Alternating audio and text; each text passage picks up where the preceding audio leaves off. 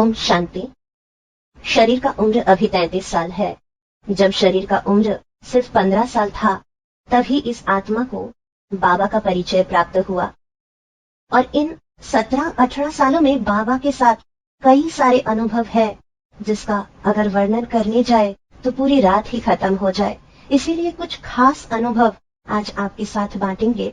जैसे कि जब इस शरीर का उम्र सिर्फ 4 साल था, तभी से मुझे ये लगता था कि हर एक व्यक्ति जो अपना काम कर रहे हैं, उसे चलाने वाला कौन है। ये तो जैसे रोबोट है, लेकिन उनमें चाबी भरने वाला कौन।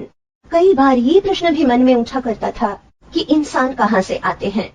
जब ही लौकिक माताजी से इन सभी प्रश्नों का उत्तर पूछने जाते थे, तो माताजी श्री कृष्ण की कहानियाँ सुनाया करती थी कि किस तरह बाल गोपाल मैदान में गाय चराने के लिए जाते थे और खुद एक पेड़ के नीचे बैठकर आराम से बांसुरी बजाया करते थे। जब पहली बार ये कहानी सुनी, तो मुझे ऐसा महसूस हुआ था कि शायद भगवान भी जैसे बाल गोपाल की तरह एक कोने में बैठकर हम सभी का खेल पाल देख रहे हैं, ठीक उस गायों की तरह। और जब समय आएगा, शाम हो जाएगा, तो वो हम सभी को ले जाएंगे अपने घर, क्योंकि ये हमारा असली घर नहीं है। और 4 साल की बच्ची की जुबान से इन सब बातों को सुनकर माताजी भी आश्चर्यचकित रह जाती थी। सन 2014 में जब बाबा मिलन किया, तो आत्मा का आंसू रुक नहीं रहा था।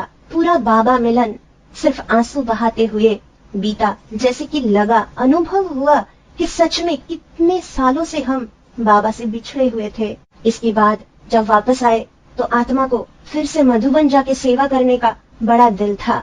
तभी टीवी चैनल में एक मशहूर प्रोग्राम आया करता था, जहाँ पे खुले आम सभी को निमंत्रण दिया जाता था कि अगर आप चाहते हैं तो मधुबन आकर आप सेवाएं दे सकते हैं।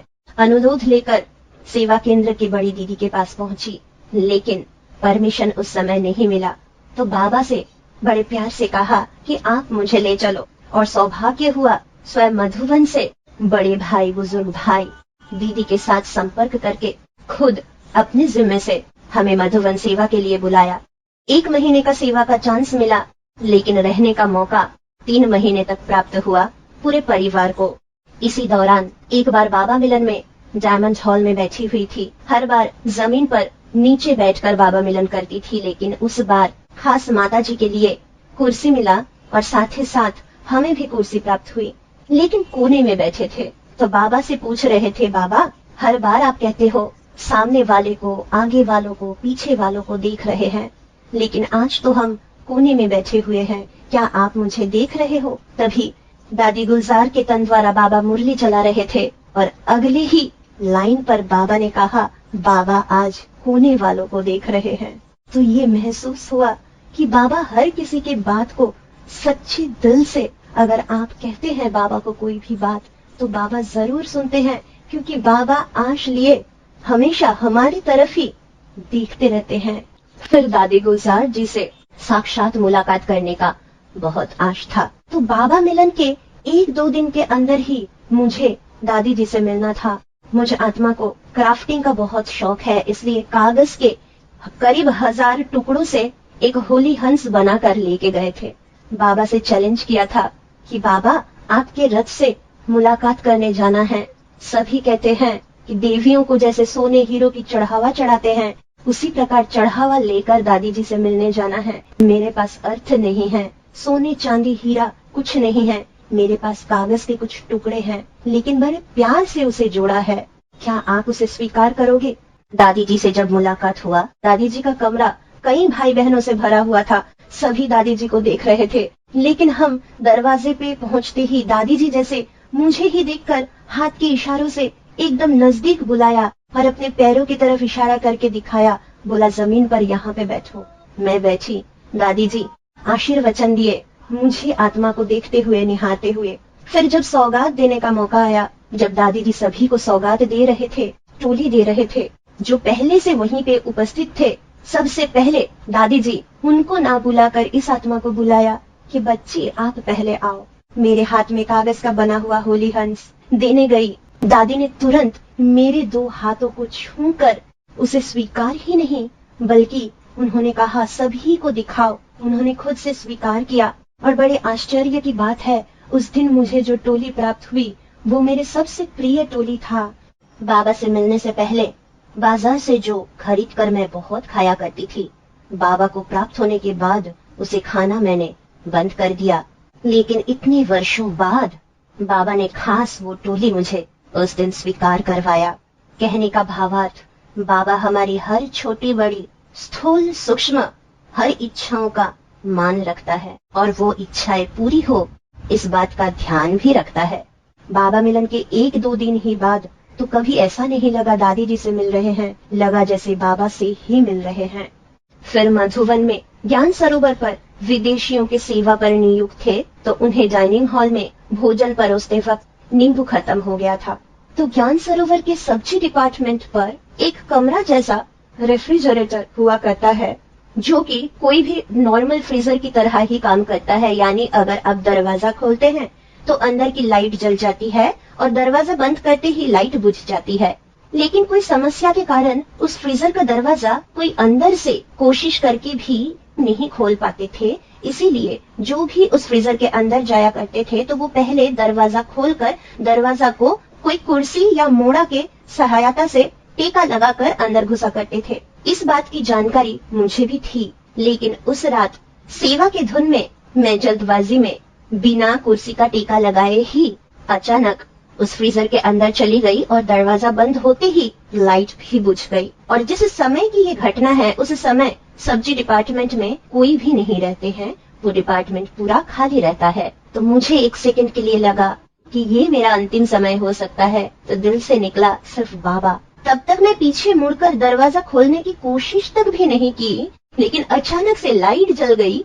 तभी मुझे होश आया कि जरूर किसी ने दरवाजा पीछे की तरफ से खोला होगा, तभी तो लाइट जली। तो मैं पीछे मुड़कर देखी, एक भाई मुझे कह रहे हैं, अरे बहन, मैं पास से गुजर रहा था और मैंने देखा आप हड़बड़ी में एक धक से फ्रीजर के अंदर चले गए और दरवाजा बंद हो गया, इसीलिए मैं तुरंत आके दरवाजा खोल दिया। तो सोचिए कितनी बड़ी कमाल है और कितना बड़ा संयोग है कि जिस समय उस स्थान पे किसी का भी होना करीब नामुमकिन है, उस समय बाबा ने खास मेरे लिए उस आत्मा को मददगार के रूप पे भेज दिया। और इस अनुभव से सेवा में उमंग उत्साह और बढ़ गया।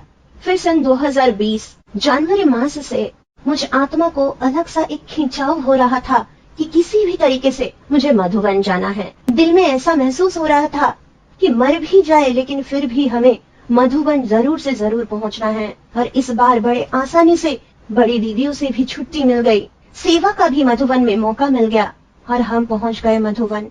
और उसी समय हमारी प्यारी आदरणीय जानकी दादी जी अव्यक्त हुए और उस समय और उस खास मुहूर्त का साक्षी बनने का मुझ आत्मा को विशेष अवसर प्राप्त हुआ।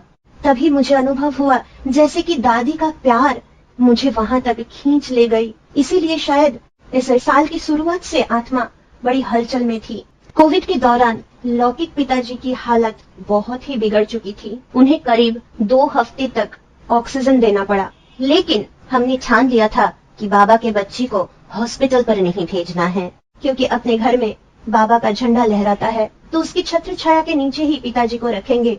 डॉक्टर ने कहा था कि एक ऑक्सीजन आप अपने पास रख लेना अगर जरूरत पड़े तो, क्योंकि दोनों ही पेशेंट घर पर है। तो डॉक्टर ने कहा था कि कल सुबह जाकर आप ऑक्सीजन का बंदोबस्त करना। लेकिन मुझे लगा कि जैसे बाबा ने कहा बच्चे आप आज ही जाओ रात को ही, तो मैं रात को 8 बजे निकल गई ऑक्सीजन लाने के लिए। जब ऑक्सीजन सिलेंडर लेकर घर पहुंची तो पिताजी की हालत और भी बदतर हो चुकी थी और तुरंत डॉक्टर ने कहा अभी उन्हें ऑक्सीजन की जरूरत है। ऑक्सीजन सिलेंडर जो प्राप्त हुआ था उसमें कुछ तकनीकी समस्याएं थी और उस समय कोई नहीं था उस ऑक्सीजन सिलेंडर को ठीक तरह से बंदोबस्त कर पिताजी को यूज करने के लिए दे। तो मुझे ही उस ऑक्सीजन सिलेंडर को सही तरीके से फिट करके ऑक्सीजन देना पड़ा। लेकिन ऑक्सीजन की जो एक चाबी होती है जिससे उसका वजन नापा जाता है, जैसे कि उन्हें 2.5 लीटर पर ऑक्सीजन देना था, तो वो कांटा स्थिर नहीं हो रहा था। तो उसके लिए जो चाबी है वो चाबी खराब था बोल के मुझे पूरी रात भर जगकर हाथ से 2 मिनट बाद मैनुअली रेंज लेकर उस चाबी को घुमाना पड़ा। पूरी रात भर जगकर करीब अमृत वेले के समय मैंने बाबा से कहा कि बाबा तू तो कहता है कि तू मेरा बड़ा भाई है, तो अगर तू मेरा बड़ा भाई है तो ये पिता तो तेरा भी है, तो सिर्फ मैं अकेली ही क्यों रात भर जगूं?